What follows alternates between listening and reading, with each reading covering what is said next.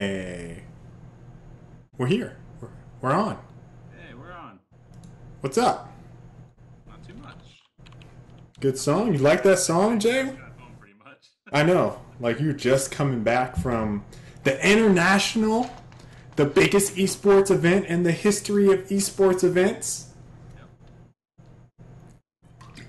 Frag Logic 77, joined by Skyless, aka Colin. Not Colin, aka Skyless. What's up, Johnson, Dre, Sweet Chin? What up? Um, Today we got a pretty good show, I think, lined up for you guys. I'm actually hosting it since I am trying to get back into the swing of things. And Colin just literally just walked in the door, pretty much. We got our weekend gaming stuff, which we're going to kick off with. Got some games for you guys. We're going to talk about. We're gonna hit up the international from a viewer standpoint and from a spectator in the stands standpoint, I guess, because Colin was out there. Top three teams from that event. We're going to talk a little bit about them. I think, Colin, you'll be able to analyze it a little bit more than me because we were watching in and out of meetings. We had it up at pretty much the whole day, Monday, and a little bit on Friday at the studio. We're going to talk about the Shield tablet. Nvidia just announced that this past week. And Battlefield Hardline was delayed. We got some other stuff in here that we'll talk about as well. And I should add this before I forget. Oh shit, it's off the page. Hold on. Let me go like this. That way I don't forget. Alright. So, weekend gaming. I've been getting my feeling, Colin. I got my PC all hooked up. The YouTube channel is back, swinging in action. It's starting to pop off on my end now. I played a little bit of Brave Frontier. I feel like I'm neglecting the game. There was a point in time, so you get, if you guys don't know, you get this daily bonus on Brave Frontier, right? And it builds up, right? It's cumulative. So the more times you log in, the rarer items you get every time you log in. And I was on like some tremendous streak because my bar was almost filled. And then I like missed a day. And then it went back down to 1. And I was like, oh, I actually missed a day. And then I missed, another day. And then I missed another day. And I was thinking like, man, I'm not playing this game that much anymore. What happened? And you know what happened was my fucking PC is back. As I say, you got So you could have been playing Hearthstone on iPad the entire time. that is true, but here's the thing: I wasn't giving it a chance, right? So I feel like Brave Frontier broke me into Hearthstone, which is the other game I started playing basically this weekend. I played some Hearthstone on iPad. Now there's another story with this, right? So I don't know how, but I hurt my back last week. So like I was like hobbled for like 5 days, and I could barely move, and so. Instead of getting on I could sit down in my chair and play some games, but my PC wasn't really hooked up.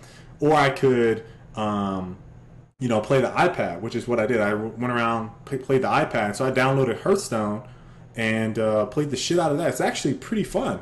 I was really surprised at how the experience felt on the iPad, like pleasantly surprised. So I'm sorry I neglected the game for so long. I apologize. You could have been playing back when I played. Maybe I'd still be playing. All you guys are right. I'm sorry, Colin. I'm admitting that I was at fault and being an ignorant gamer. My audio is a bit low, by the way. Okay. I'll crank you up a little bit. Crank me up all the way. You're maxed out. Whoa, maxed out. That fixes it then. We'll see. I can do a desktop audio boost too. Uh-oh. Uh-oh. Frames want to act like they're acting up. Anyway, so that was pretty much my mobile / tablet experience. I played Heroes of the Storm for the first time, and You got into that before me. hey, I'm sorry. I'm trying to get you in. If it makes you feel any better about it, I'm working Jealous. desperately to get you in. And they're still saying they can't hear you? I can do a desktop audio boost, but then I have to reset the stream. So if you guys... Hold on, let me... Desktop boost. Nothing I can do on my end. Actually, I can try and solve it on my end. Okay. Up. Test. It's this one.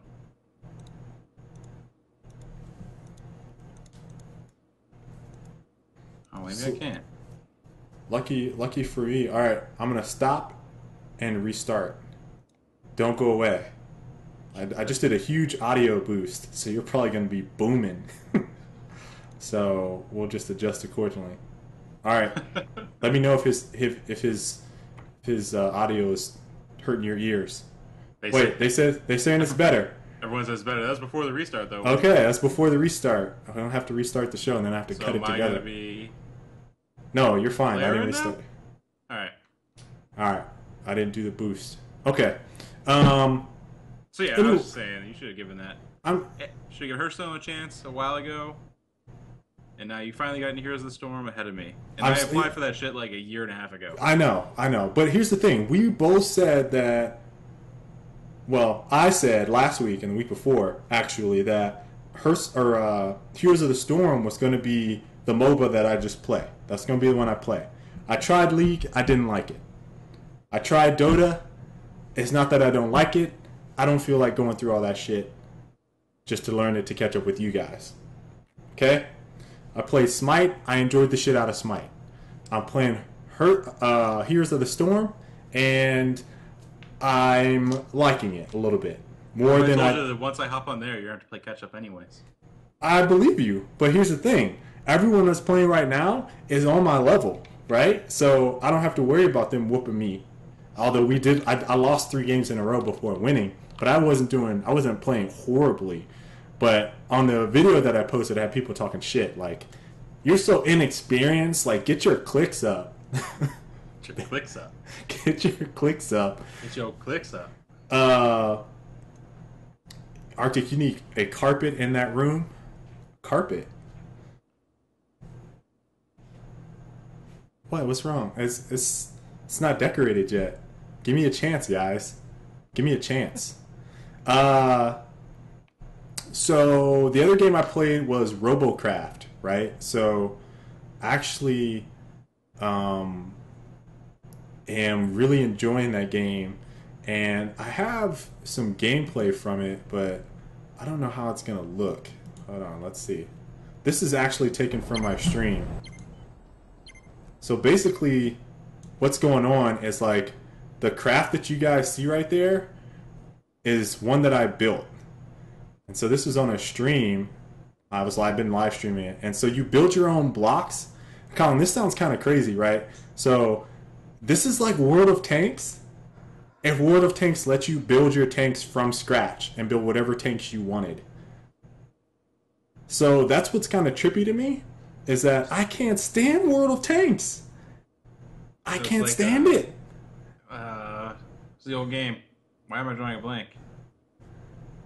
What was the mech game where you could build your mechs on Xbox?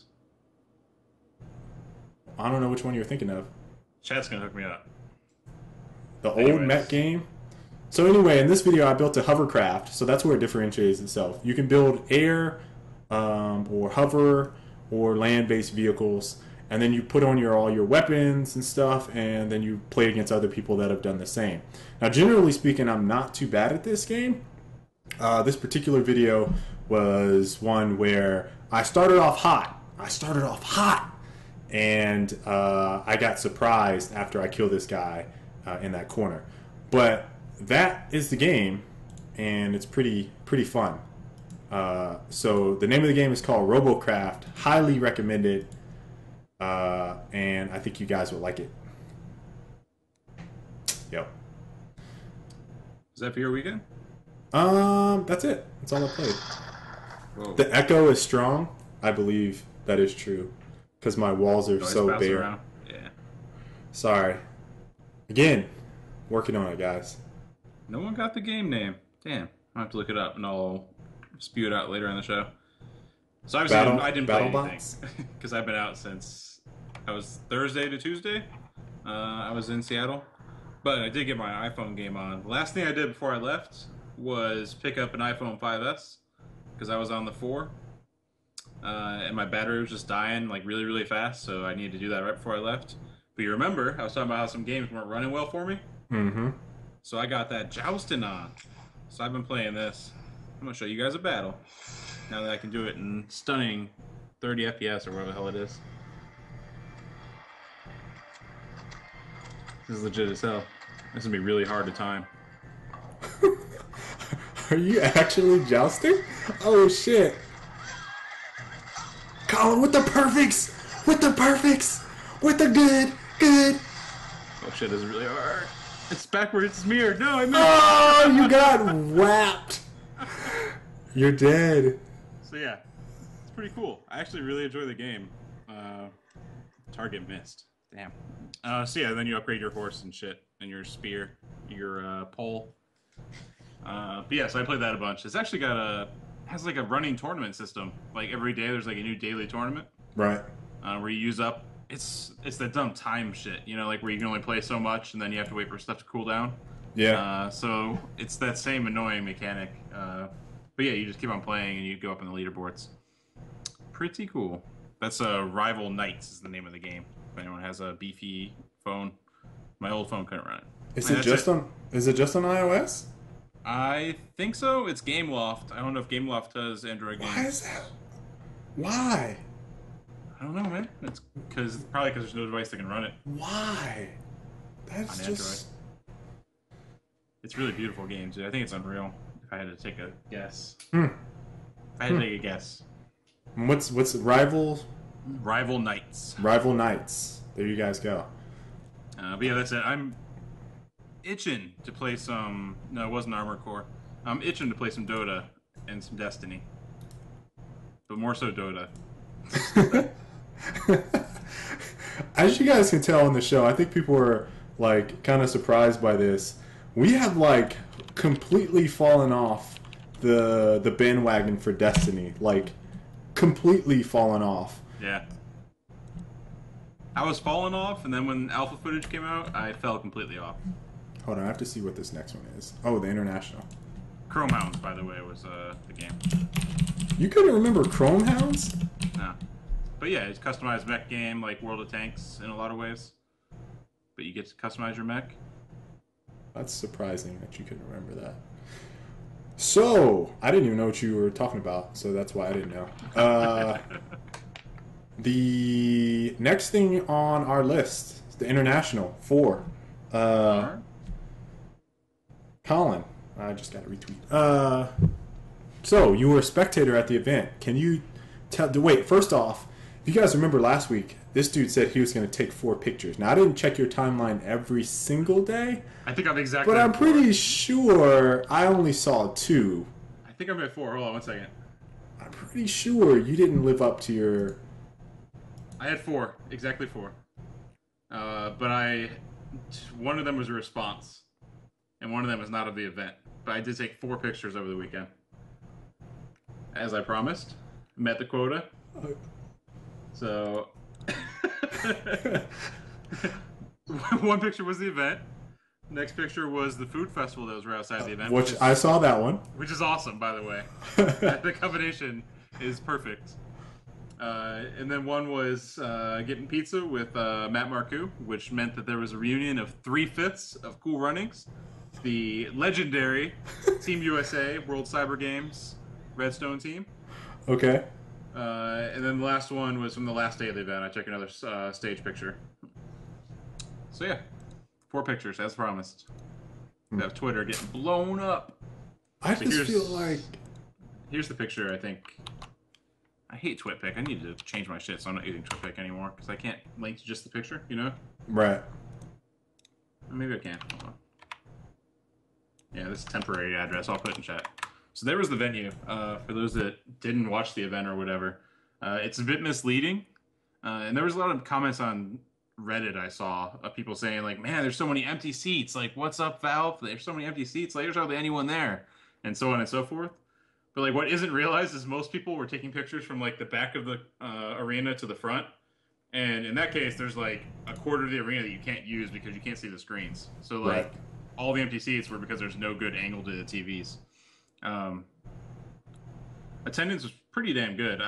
It was probably like 10 to 12,000 people, if I had to guess. I think they said that it was 10,000 tickets, and the arena capacity is like 15,000.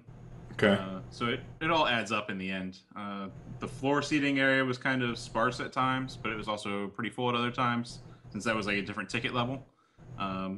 Because it was open seating, there was like the usual thing of everyone leaving like a seat or two next to them, just to be comfortable.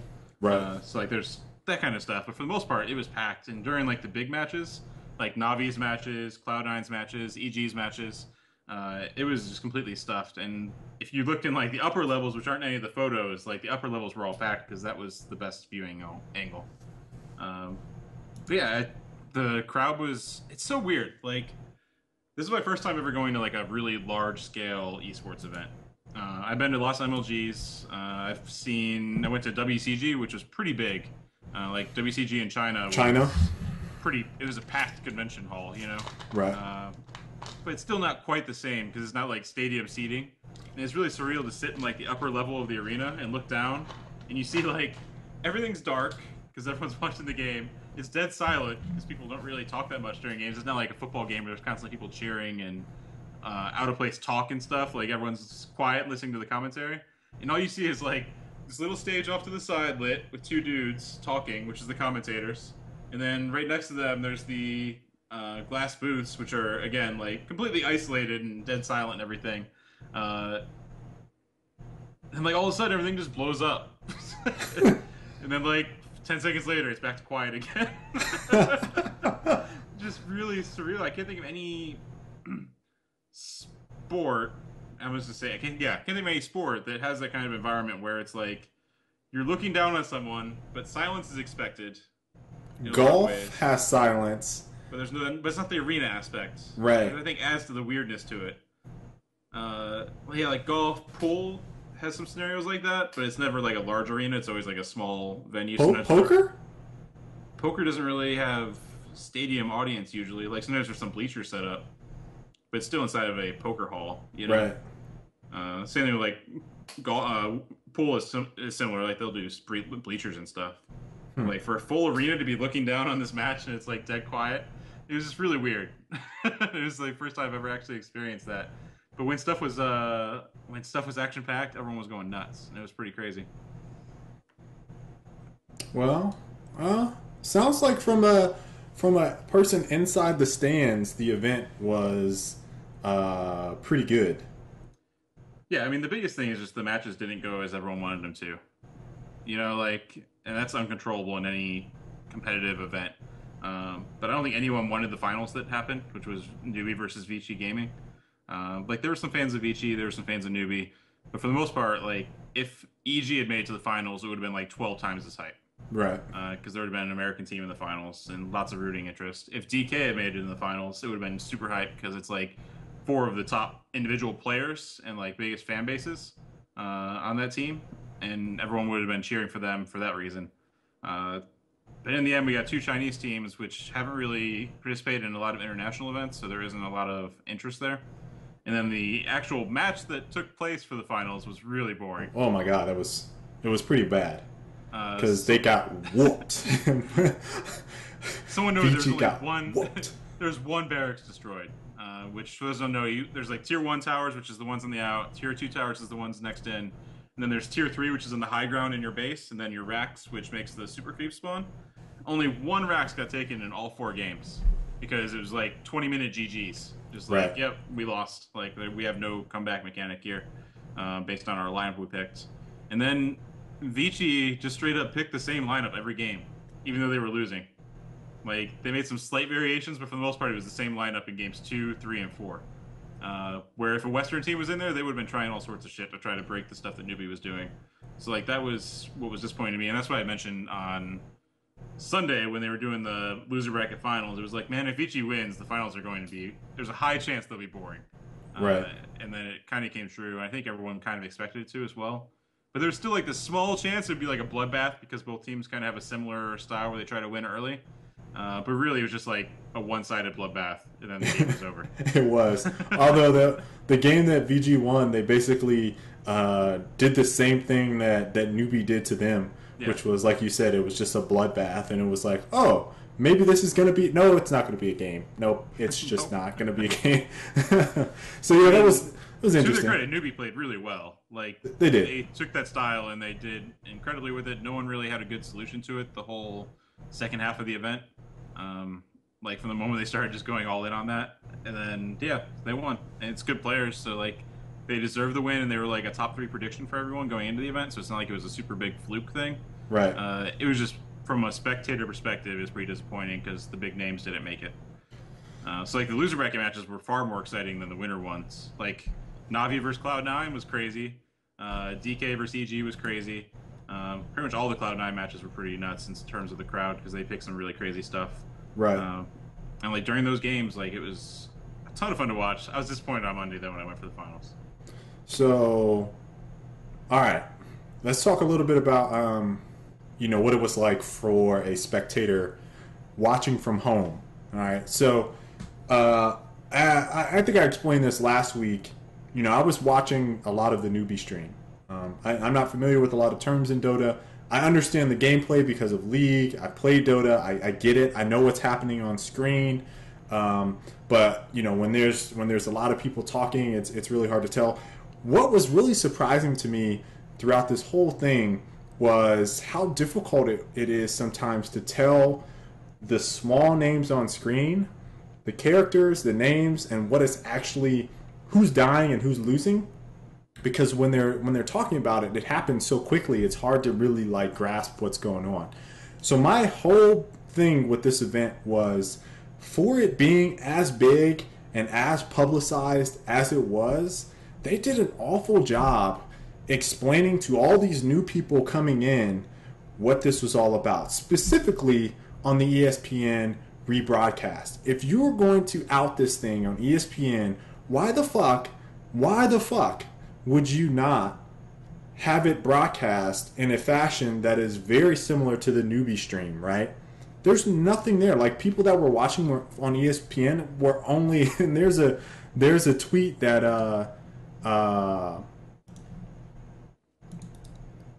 Rab sent us. I'm going to go ahead and post it in chat so you guys can view it. This is what it looked like. This is people commenting on looking at Dota on ESPN. Like, it was just a confusing it was like remember watching World of Warcraft and esports in 2006 and being like, what's going on? That is what it felt like, I think, for a lot of new people on ESPN, and they just didn't do anything to make that any better. All the casters were using acronyms. They didn't do a good job. I mean, here's a thing about it. I think you recognize who LGD is, but they're sitting there using LGD, KDA. There's all these terms that are flying out of their mouths, and you're just like, do you realize that you're talking? This is on ESPN. Like, who on ESPN knows what the hell you're talking about? They didn't show much gameplay on the ESPN thing, right? On the ESPN2 preview? I'm pretty sure it was just like human interest stuff. Kind of. I just didn't feel like it was a very good job of doing exactly what the Newbie stream did on ESPN. And that audience that they had, particularly the casters that they had and who they're talking to 99.9% of the time, is people that understand Dota. So if you're going to go to and show off Dota to people that don't generally play the game, why would you have streamers or casters on there that are speaking in terms that no one understands? That's my point. That's it. It's very hard to tell what type of action is going on if you don't readily follow Dota. It's very hard to tell what the hell people are talking about if you don't follow Dota. And so my biggest issue, and a lot of people called this out, was just generally how that was presented for a new player at the grand final stage. Beforehand they did a lot better job. The other thing I had a particular problem with was, and some people comment to this that were also watching around me, was that during the player selection part, that part is they need to do a better job with during that. the draft. During the draft, like, you know, the commentators just need to do a lot better job, and they need to figure out how they can present that a little bit better to viewers. Like, why a pick is good. They kind of do that a little bit, but I felt like it was, again, explained a little bit better on the newbie stream. I even think, you know, highlighting some of the things that players do or characters do would be cool there. I want to say Smite does that or did that at one point in time for some of their stuff, but it was just kind of hard to follow all of the action. But you know, I just feel like it wasn't as good as it could have been for such a big stage that they were on for a new person trying to get involved with this, or just like inquisitive, like, what is this? Oh, I don't get it. Never mind. I was kind of surprised they didn't leverage the draft discussion more, since there's so much time that they can actually take the time to explain stuff. Yeah, more in depth. I know the newbie stream, from what little I watched, was doing that during the qualifiers, but I didn't see any of that with the main panel. Which is, again, like, it's a time where even veteran people wouldn't really be annoyed at you explaining stuff. So I definitely think they could have leveraged that more. That's like my one big thing was just like information, like overload me with information during some of those portions, rather than be skimpy on it and talk in lingo that, you know, hardcore players understand, or just people that frequent the game at least. Other than that, I mean, they had the players leaving the booths between games too. Yeah, that was odd. The players left the booth for like 5 minutes, where nothing was happening. Like, they're doing post-match analysis and stuff, and then like they would come back 5 to 10 minutes later into the booths, and then they start the draft, which takes like 10 to 15 minutes, and it's like 25 minutes between games for a 20-minute game. Yep. Was what the grand finals ended up being. Yep. So like that was super strange, and from a venue standpoint, it was weird too. It was hard to get super into the games.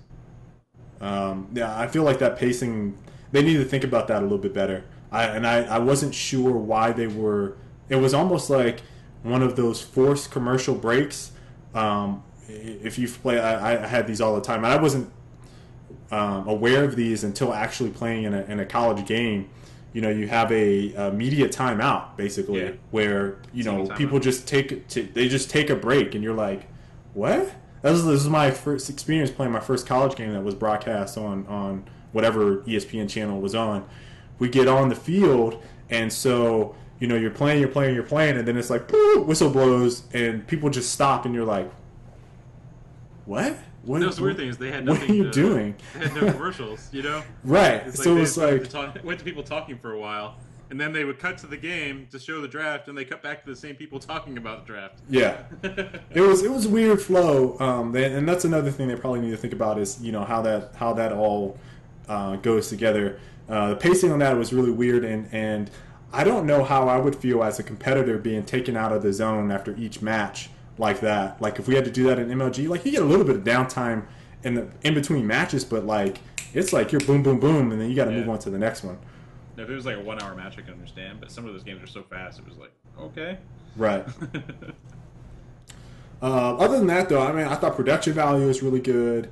I loved, you know, how they kind of got it really personal with the teams, you know, doing the interviews, asking, you know, them what they were going to do with the money, and it was like pretty cool seeing that. One comment that I had originally heard was they didn't feel like there's no villains. There was no like person that no one liked. Well, the villains lost. Alliance would have been the villain.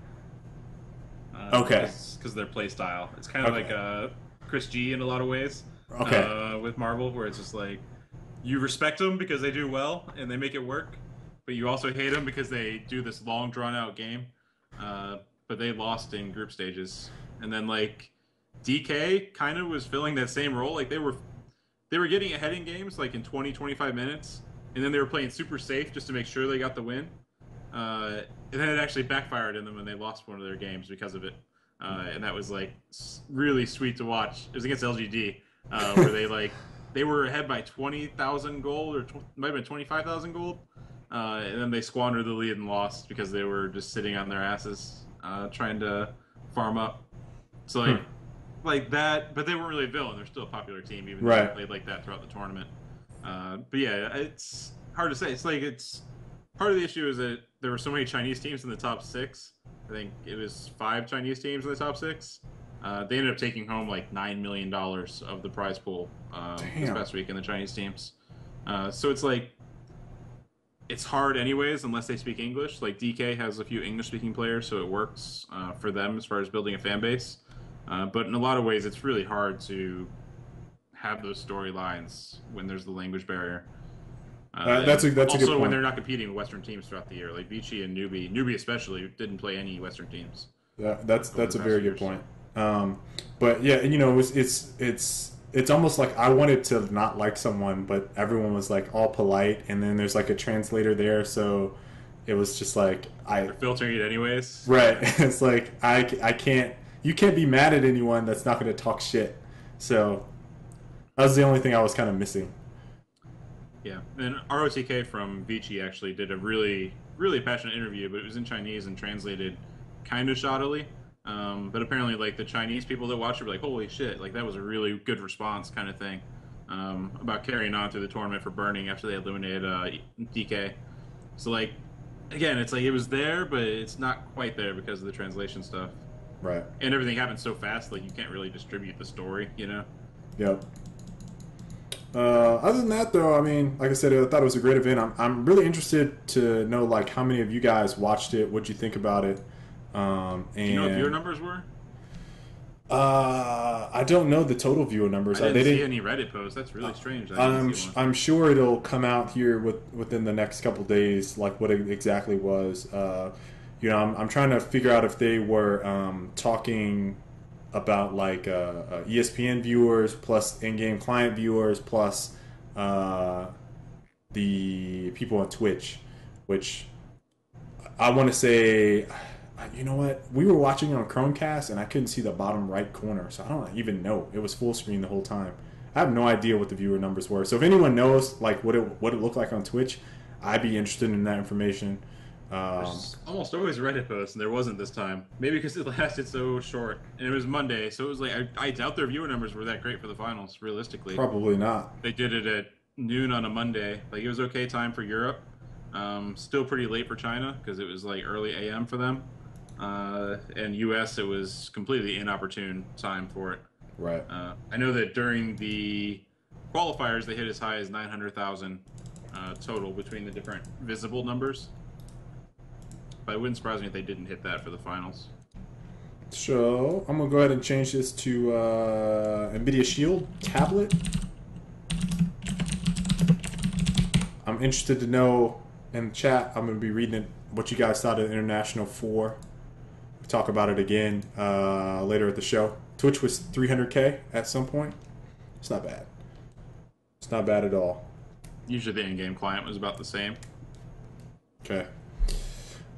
So if you guys aren't aware, I'm gonna go ahead and show this first before we talk about it.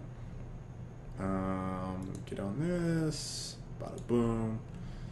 And go ahead and show you guys the tablet. Basically, Nvidia made a gaming tablet. Hi, I'm Andrew with Nvidia. Many of you are familiar with Shield, the ultimate portable for gamers. We achieved this by designing and building Shield with the most advanced technologies and components, but mostly by focusing on delivering the best experience possible for a community that we know extremely well, gamers. Today, I'm really excited to introduce the next products in the Shield family. Shield Tablet, and Shield Wireless Controller.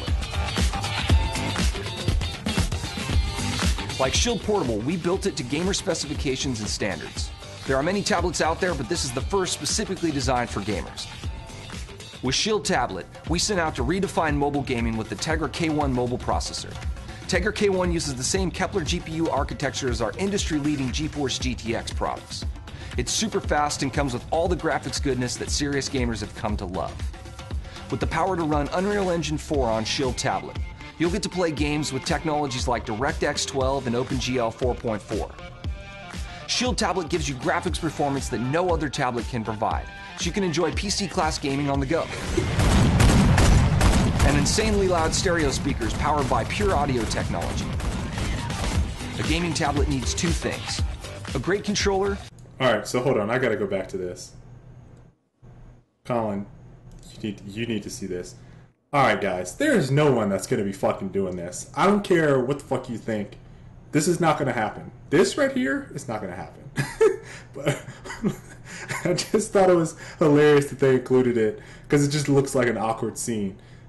Oh, it's so funny. Okay, let me go back. Insanely loud stereo speakers powered by pure audio technology. A gaming tablet needs two things: a great controller and a Nvidia game stream technology. Paired with Shield wireless controller, you'll be able to stream your favorite PC games like Titanfall over Wi-Fi or the optional 4G LTE from your GeForce GTX powered PC. You can also play hundreds of Android games optimized for controller support and stream your games to Twitch using Nvidia Shadowplay.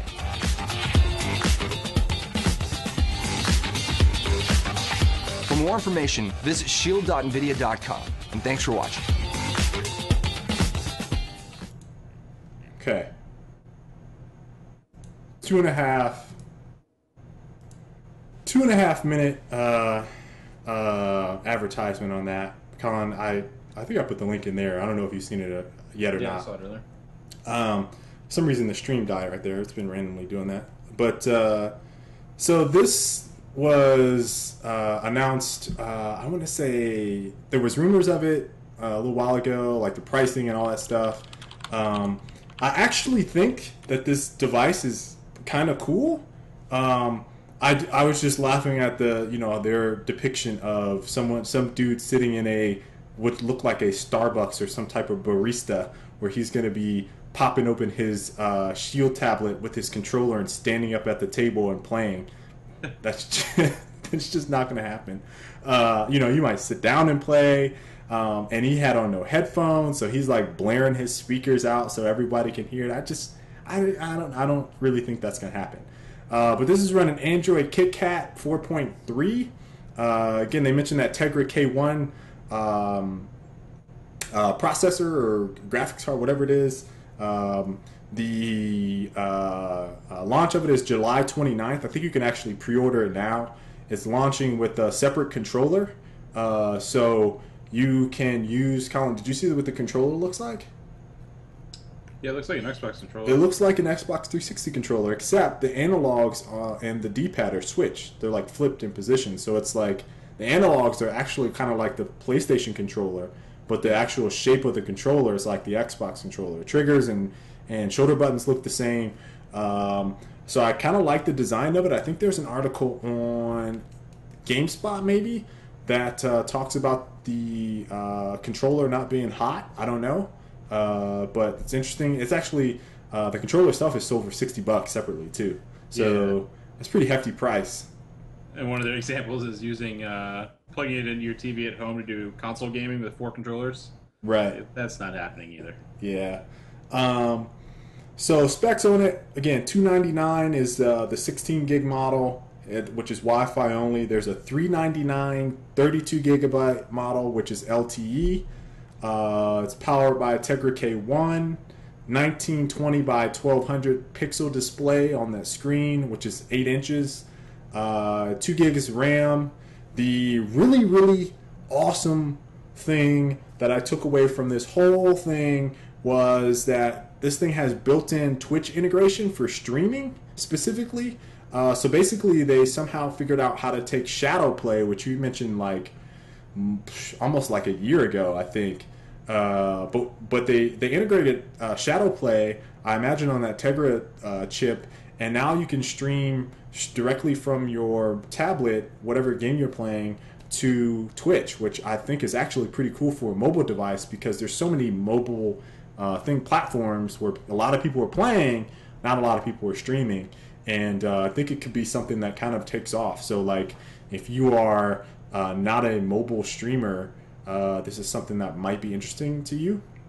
I think where I'm hooked. Oh, it also comes with a free copy of Trine 2. I didn't mention that. Now, where I'm a little hooked, kind of caught up, I should say, on this is who's going to use this? Yeah. I mean, it seems like it's like a similar market as what they were trying to get with the Shield in the first place, with like the more mobile flippy Shield.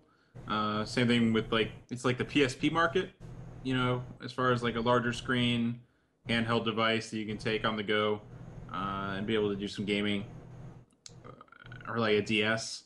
Maybe. To me, it competes more with those than tablets. Yeah. Like, I don't see people gaming on their tablets in public very often. I don't. And if they're playing something really like passive almost. Like, yeah. It's like they're doing other stuff. They just flip it up real quick to take a turn and something, or flip an Angry Bird around or whatever. Yeah. It's not like hardcore, like, I'm going to post up at a desk and play on my tablet, which is kind of what they're suggesting more. Which is what they showed at that dude standing up at the barista with his controller. Yeah, I'm not going to carry a controller around. Like, it defeats the entire point. So unless I am carrying like a large computer bag with me, in which case I might have a laptop instead. What I will give them credit for is acknowledging that playing games that are intensive, or trying to play intensive games like a shooter, for example, with tablet controls on the screen is not the way to go. So I do like that they have acknowledged that having a controller with a tablet is probably the best ideal way to play, I would say, more intensive games than the passive ones we just talked about. It's still like this really weird thing where, like, if I want to play a shooter, is it going to be a single player one? The options are super limited on tablet for single player shooters because of the control issue. Like, you don't make a game for Nvidia, you know? And like the game that they showed as an example of being able to run on their platform was Half-Life 2, which came out like 10 years ago. Hey baby, can I get an extra tall latte with whip, and maybe you can swing by my table and play some video games? Yeah, we got 2-player. I don't have on reflective things on my glasses. You guys can't see my eyes. I'm like a Cyclops right now. Yeah, I don't have a good way to solve it. I prefer to be Cyclops. I don't want you guys looking into my eyes. I don't want anyone to fall in love with me. There's not going to be any falling in love with Arctic by looking at his eyes.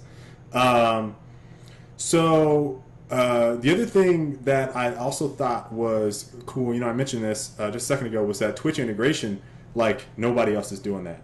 Like, if there is one in right now, you say, hey, I'm gonna stream on a mobile device. Like, no one is doing it well, in my opinion, or at all, really. So this seems like if you were like, hey, I want to stream X game, and I want to do it right now on mobile. What are my options? Then you'd be like, oh, this Tegra thing, this seems pretty cool. This Shield tablet, that might be an option. Do you think the price is a little high? I don't know. It's probably right in line with other Android tablet devices. And it has a lot of extra utilization options, I guess, comparative to those. So I think it's probably a good price point. Battery life is the big question, which isn't answered in their notes. I think, I want to say maybe I read it on Polygon, which, by the way, Polygon has this article where NVIDIA talks about, our opening question was, where does this fit in? And they likened it to the Model T from Ford, basically cars, all right? So they said that something like, we didn't know what types of variations of cars there would be, but then all of a sudden you ended up with the truck, a van, a Mini Coupe, and then you had your normal sedan, and then with desktop PCs, there's the laptop, there's a normal gaming desktop, there's I guess a netbook now, and all these different variations of that. So basically what they're saying is that the tablet is going to go through this transformation similar to the desktop, taking the Model T philosophy, if you will, and saying... but at the end of the day, like, all the cars are on the road and they're all being used to get you from point A to point B. Like, you aren't doing different things with the cars. You know what I mean? It's all what's under the hood, Colin. But it's different use cases. Like, in this case, it's a completely different use case. It's gaming. It's the gamers of the world that want this, Colin. And they're saying that this is the niche audience that they feel like is going to be big. And I to a degree can agree with the line of thinking, right? So there's like these people that build these extravagant looking gaming desktops and go to QuakeCon and battle it out, right? I don't... Yeah. I mean, to me, it's like they're selling like an off-road sports car. You know what I mean? Right. Like, that niche. Beta like, says if we're taking the Model T example further. Right. So, I think that comparison is interesting one. I do love some of the things that they're doing with this. I personally think the price point is about fair, like you said. I like that they have a controller with it. I don't know how well the controller plays with it. I like that, there's built-in Twitch. That's a big plus for me. And if I was like a games reviewer or like a big YouTube tablet guy, it'd probably be pretty damn cool. Right. To do good recordings versus whatever options they have now, which I haven't seen very many good videos of tablet streams. And I think the barrier of entry is pretty high. You're so zoomed in, Colin. Yeah. Just looking at it. Whoop. Doesn't even look that bad on my side. I know. Just because you have crazy cropping going on. Yeah. Anyway, so that's in the Shield tablet. If you guys want to link to that video, so you can screenshot that dude doing all types of things. Actually, I would love if you're on YouTube and you watch this, I would love to receive like some like meme-worthy screenshots and text with that image of that dude playing his Nvidia Shield. Please send those to me so we can put them on next week's show. That would be awesome. I would love that. Let's see, what's next? What's next, Colin? Oh, Hardline. Hardline.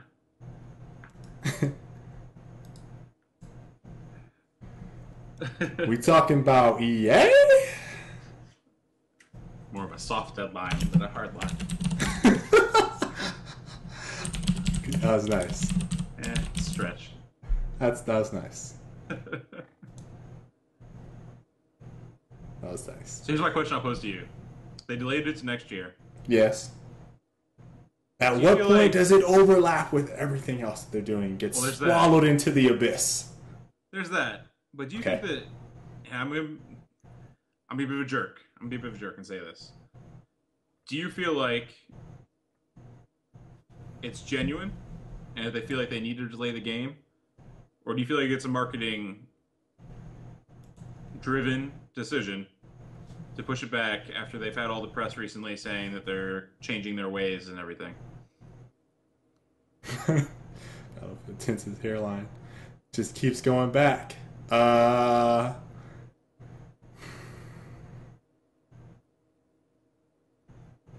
Here's the like last week they talked about making changes from explosions. So it was like explosions was the most recent update, which I want to say was last week, and then the announcement this week is that it's delayed. So I'm not sure what the delays would be for. So I have a hard time translating like why they would delay it to next year, other than kind of going along with what you said. Hey, maybe it's just a marketing ploy.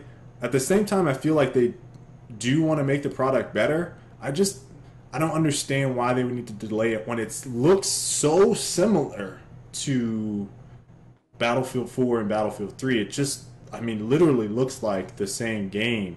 It's hard for me to decipher what exactly they would be doing to change it. I don't know. Battlefield 4, launched with a lot of rocky stuff, so it could just be fallout from that. Like they're still trying to fix issues with that. It's hard for me to say, man. I will say that I am not surprised that given their history with the last two Battlefield games, that they are hesitant to release this to what could potentially be a disastrous launch if it doesn't work well. I can say that. Yeah. That would be concerning. But I don't know. Look, I was a hardcore Battlefield fan. I was all hyped up on 4, right? I was hyped up on it. And I was hyped up on 3. And Bad Company. And Bad Company 2. But, the last two launches have just been like catastrophic to me, and so it's hard for me to really, rally behind any decision like without making fun of it, and feeling like I don't know what the right word to use here is. I don't want to say cheated, because we don't even have a product yet. Feeling deceived about what they're actually trying to accomplish, I think, is the right way I want to put that.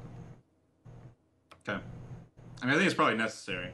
I hope that they do more. I mean, we talk about betas not actually being betas all the time.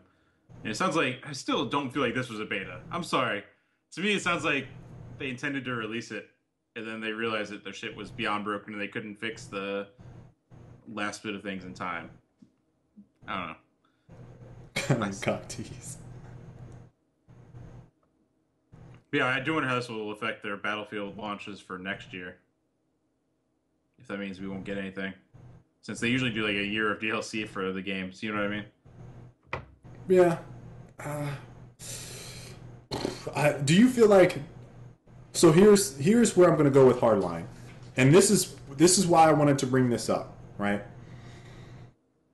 There was a conversation I had, and it was around Battlefront. Given the troubles that DICE has had the last two games, clearly Hardline is going to fall into that line of existing Battlefield stuff that hasn't quite gotten fixed and being a game that is ready for mass consumption. How would you feel if Battlefront releases and the game is completely ass broken? Battlefront? Battlefront. I'd be sad. So, and mind you, right? Like I think Battlefront is easily one of our most anticipated games. Probably, I'd say within the next couple years. There's like Battlefront, Division, No Man's Sky for me. That's like it, right? That's like it. You got any more? Everything else is like, yeah, okay.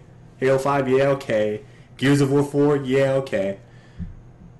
Like, nothing else is, like, having me giddy. So, I feel like if they don't get this right, having the Star Wars brand, period, specifically for Battlefront, would be so audacious for them to just blow up and get wrong that I think that they would hurt themselves far worse than they could have done with either Battlefield or some of their existing titles that have kind of hurt their worst company in the U.S. Brandings of the last couple years. I'm really, really hoping that it doesn't come to that.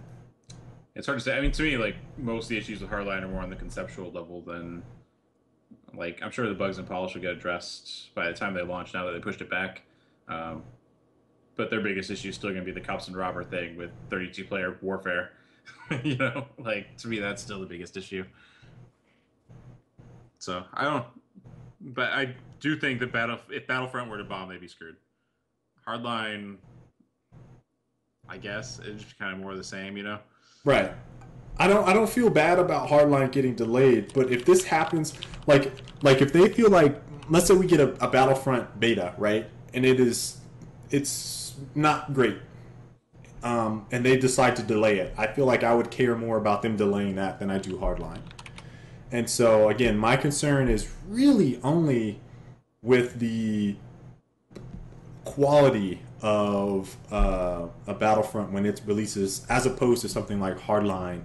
And I think that this process, Colin, if they have changed their ways of delaying things until they get it right, is the right approach, specifically for the future. But, I just, like you said, Hardline feels like more the same, right? Like, I don't really care too much about it either way. The news... not shocking, but at the same time, it's like, hey, maybe it was necessary. Ultimately, probably was. So that's all I got on Hardline. The last couple of things are basically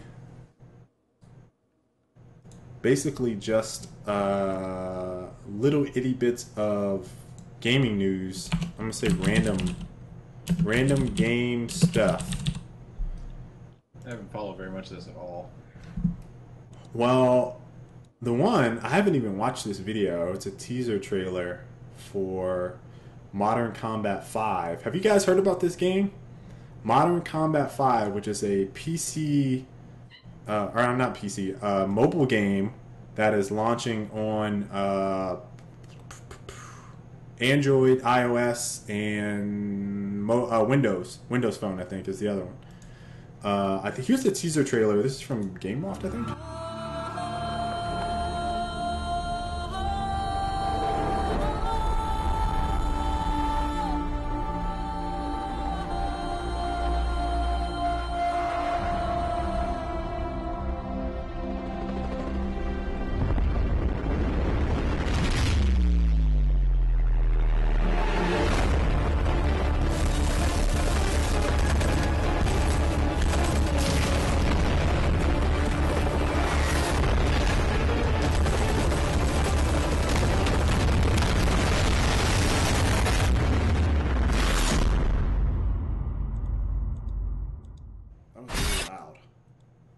Was really loud. So why this kind of popped up on my radar is because I watched a stream earlier today, and the game looks like, I mean, it's supposed to look and feel like Call of Duty on a mobile device. And so I was watching, I think, some of their dev stream earlier today, and it was kind of interesting to watch the game play out. Now, Colin, here's where I think the Shield tablet actually comes into play. These dudes don't have controller support yet, so while they were streaming, they're actually using the control inputs on your tablet as an interface for the controller, which I think is just really bad. It's unplayable. Yeah, I'm wondering. There's a lot of hype around this game for the mobile scene. It's $6.99 too. No freemium stuff, no free to play model stuff in there. It's just $6.99, and the crazy thing about it is that they released like a beta or something like that, and it was... They do a soft release, I believe is what they do. It was soft release? Okay, I thought it was a beta. So soft release, and the shit was hacked. And then there were black market downloads of the game all over. And so they said that only 3,000 accounts were downloaded. I'm assuming there was far more than that. And then they took down all the videos that people were posting of the single player playthrough, because people were posting like the end of the game. So they tried to take down as many of those as they could. But there's still like videos floating around for how to hack it, what you need, and all that stuff. So I thought the game was just interesting because, again, it's that they readily just call out Call of Duty, and the experience is supposed to be very similar to Call of Duty if it were on a tablet. Yeah, I played one of the older ones. Just feels like a COD game, but you have to use the virtual joysticks, which makes it so I only play like 5 minutes and I'm done. Yep. Other stuff I have in here is Yawcast canceled their... well, actually, it wasn't Yawcast. Yawcast put their name on this, and I need to find the link to the article. But there was a game that was in development, was like called Yawcast Adventures or something like that. The Kickstarter raised a little over $500,000, and the developers that were making the game for Yawcast basically said, "We're sorry, we underestimated the scope of this project, and we can't finish the game." And this was like in a sequence of things that kind of added to Yawcast announcing some stuff that was very controversial. They have a program in which they are basically telling developers to pay the money in order to cover games for some of their shows, readily exposing it to it. And I guess some of their fans are like, "Hey, this isn't cool." And then they had this Yawcast Adventures game get canceled. So they're like playing a lot of PR stuff up right now. And if you guys aren't familiar with Yawcast, I'm sure most of you guys on YouTube are, and Twitch probably. Everyone should be pretty familiar with them. They're basically YouTubers. Got big on Minecraft, I believe, is the game they originally started on. And now they've kind of varied. They're kind of like a little mini machinima. There's like a number of people rolled up in their little group, and they all do different types of videos and stuff like that. So they have a pretty rabid following.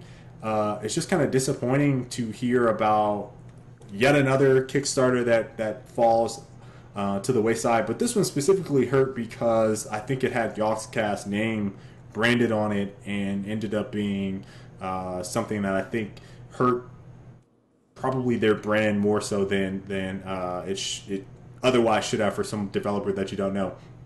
What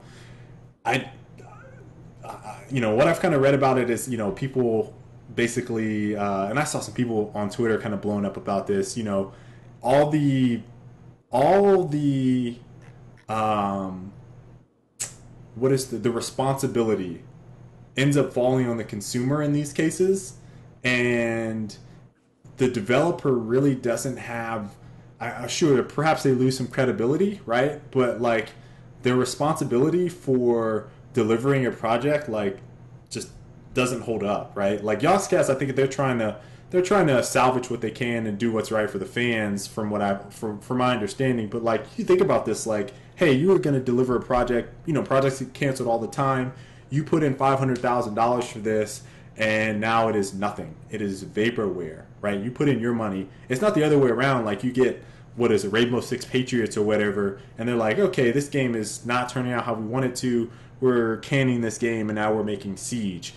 You didn't pay any money, right? So that's like all on them. That's dev time for Ubisoft or whoever's doing that, instead of on the consumer. So whenever you invest in Kickstarters, I think you have to be a little wary of things like that. It sucks, but it's something that I feel like is something we can learn from, perhaps. Yeah,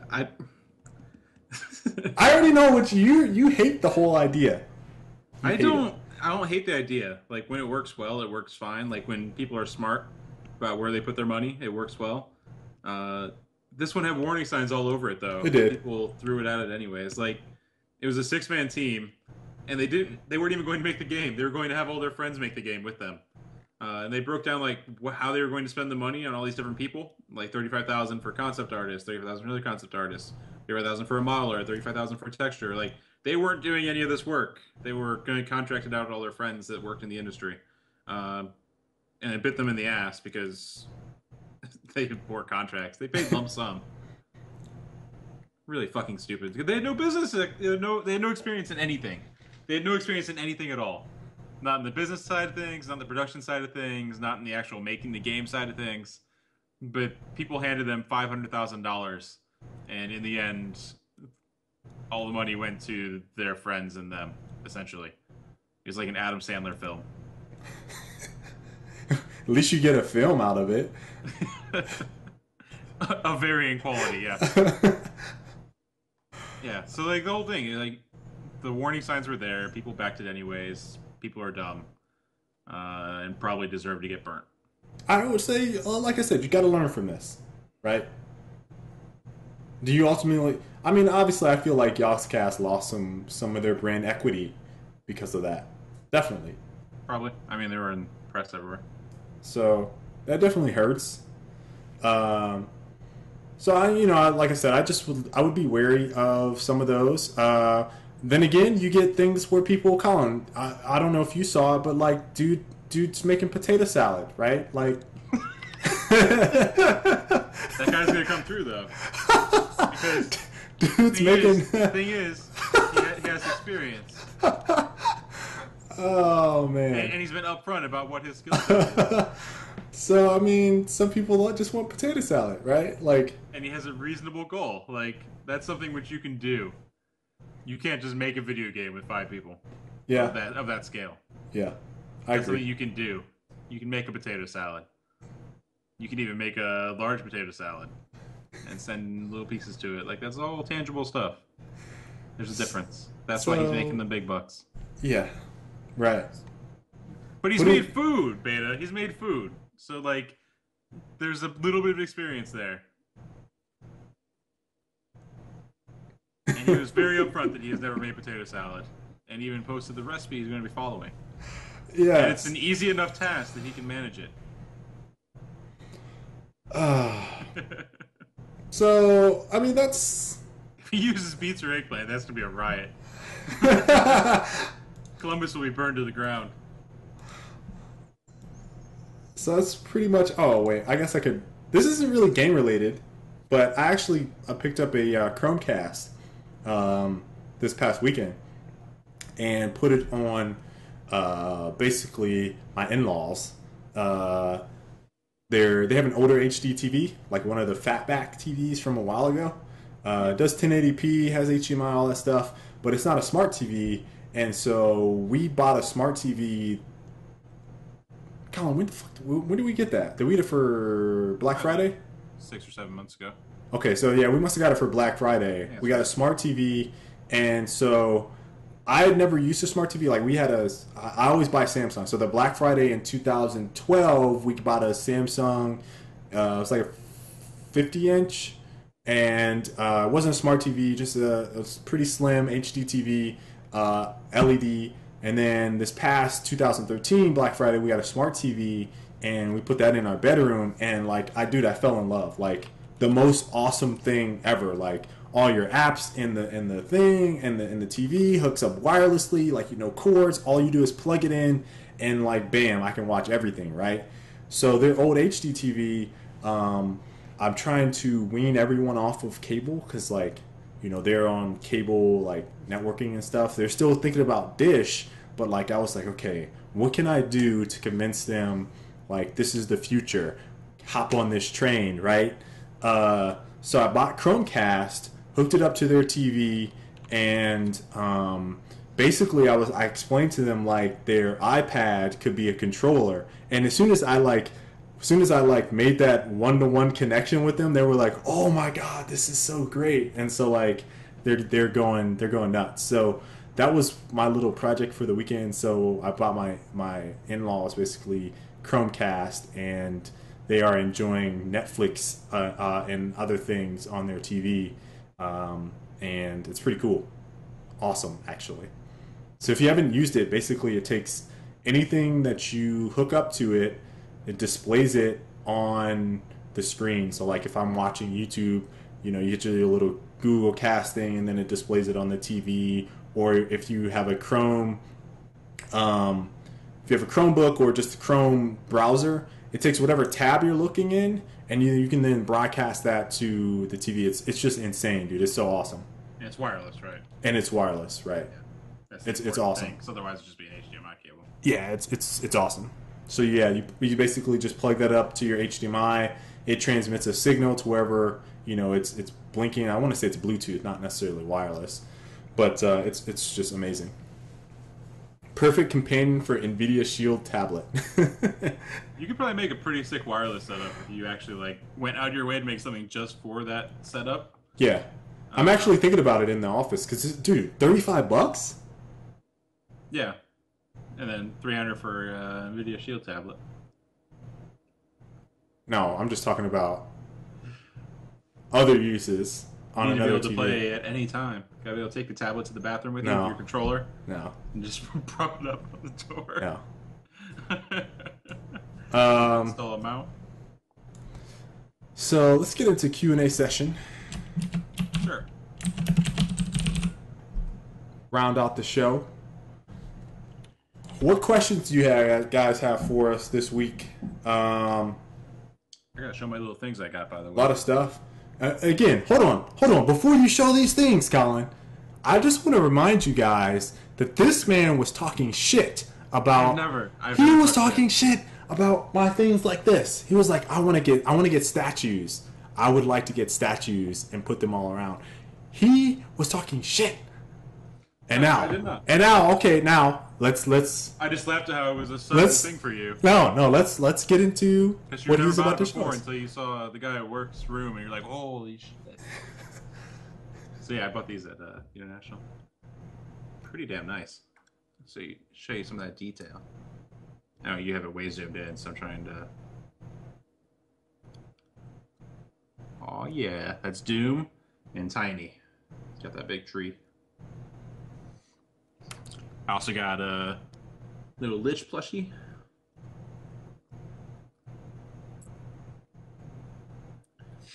and a ton of digital shit. I just reclaimed all my couriers and stuff. They gave these are part of the grab bag or the swag bag. So these were free. It's the Aegis. It's like a pin.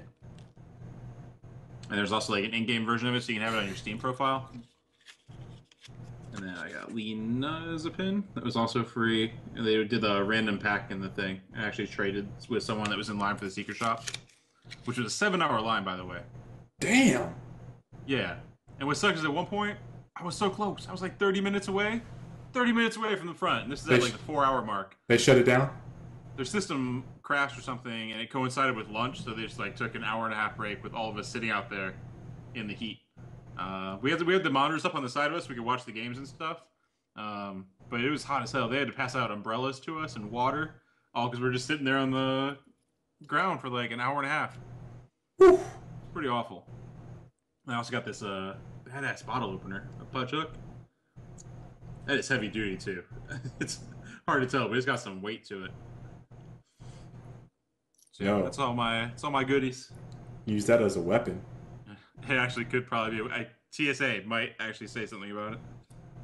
Because I'd be throwing out hooks. I was trying to do the punch hook without hitting my monitor. Question: is anyone a fan of top-down Tomb Raider games, Guardian of Light and Temple of Osiris? From Loaded. I'm trying to think of one I played. I don't think so. I played them, but they weren't on top of my list. I don't even have a memorable one that I've played. I mean, are you counting Uncharted? If you're counting Uncharted, then yes. But I don't think it falls into those same categories of game. What about DayZ? Tupac? DayZ? DayZ counts as the top-down Tomb Raider game? No, that's his. He just says DayZ with a question mark. What are next week's topics from Kupo? I'm gonna guess we're gonna talk about the Destiny beta. Yep. That's all I got for you. Weekend gaming, that'll be in there. I think I want to do another viewer rant. We should do a viewer rant on Destiny beta. I still have to download it. I don't know if I'll even download it tonight. I think I'm gonna play some Dota instead. Sitting there watching Dota all week and not being able to play, it's rough. It's pretty rough. I also want to download Divinity Original Sin sometime in the next couple weeks and play through. It's like a Baldur's Gate. Did you show me that game? No. You were talking about it last week. I talked about it, yeah. It's on my list for a little while. Temple of Osiris is going to be released in December and is another Tomb Raider top-down. I got hyped for Destiny. I hope you'll be playing with me and Phobos. This is the thing. I have to take my Xbox out of the box. I have to hook it up to my Kinect. I have to power it up to one of my monitors, which I don't feel like doing. And I have to hop online, probably download 3 updates.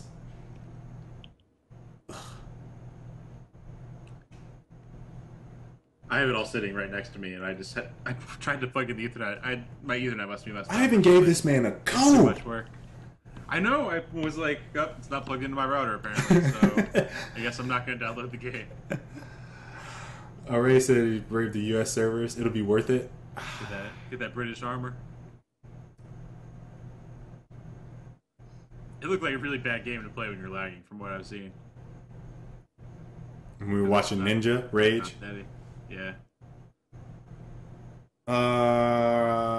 So Bay, I don't know if we're gonna play Destiny tonight. Doesn't sound like it. Phobos has been streaming Destiny. Sounds like Array is gonna be streaming Destiny. Loaded. Is Colin hyped for Dota tourney at ESL 1? There's also BF4 and many other big titles at the tourney too. It's hard to say. I think Dota's gonna go into like a big lull for the next 2 or 3 months. As everyone recoups from $10 million. Yeah, they're gonna have a hard time. Like nothing's gonna feel good anymore. You know what I mean? Like nothing's gonna compare. Oh, this is only $100,000 tournament. I know, right? Like, how high does the number have to get before you start caring? It's like, oh, it's only $500,000. This is just practice for the big event later this year. I don't really need this money. I think they're gonna struggle to match the prize pool next year. just because it's kind of like right at the point where it's like they're peaking population-wise, I think, currently. So you think it's gonna fall off? I think it'll be around the same next year. What if it goes 20 million? Are you hopping in? I'd be really surprised at 20 mil, but I don't know. Colin, if they figure out a way to hook you get your hooks in, and it's at 20 million, you trying to play in that Dota tournament? If they did one big open tournament, I would play. The hard part is the whole qualifier thing. Right. But if I had a chance to qualify... If either of you need another code for Destiny, let me know. Okay, Beta. I think I have 2 more. One for myself and one for someone else. I'll take your code. Is that it this week? Chat's not popping off. We're low on viewer count this week. I know. People don't... It's because everyone's downloading Destiny. Destiny? It could be that. Could also be that people want to see my eyes. I don't want to show them. Alright, I think we're good to wrap up then. Sounds good. I need to go download this Destiny beta. I need to get some food. I gotta go put together... Been up since 3 o'clock with 2 hours of sleep and no food. You didn't tell everyone you missed your flight. Yeah. You didn't even start that off. It's the first flight I've ever missed. Ever. I think. Well... Not really true. It's the first flight I've ever missed because of myself. You know what I mean? Like, it's not the same when the flight gets delayed due to weather or something, or you miss a connection because of the plane being late. But even this time, it's kind of bullshit. Why is there an hour line of security at 4 o'clock in the morning? How does that happen? Kind of bullshit. I agree. I even walked over. Like, our hotel was across the street from the airport, so I just walked over. Oh, holy shit, I'm gonna be late. Like, the moment I saw the line, I was like, there's no way. Holy shit. It's pretty bullshit. Yeah. Well, hope you guys enjoyed today's show. I had fun tonight. It was a good show. Can't wait to post it on YouTube. Now I have to spend an hour or 2 piecing together this footage because it crashed. Yeah, I saw it happen last week. People were like, oh, I cut off at the end. Yeah. The end was the best part. Alright. I will see you guys next time. Yeah, thanks for watching, guys. See you next week. We'll go ahead and sign off with this lovely song. Where's it at? Where's it at?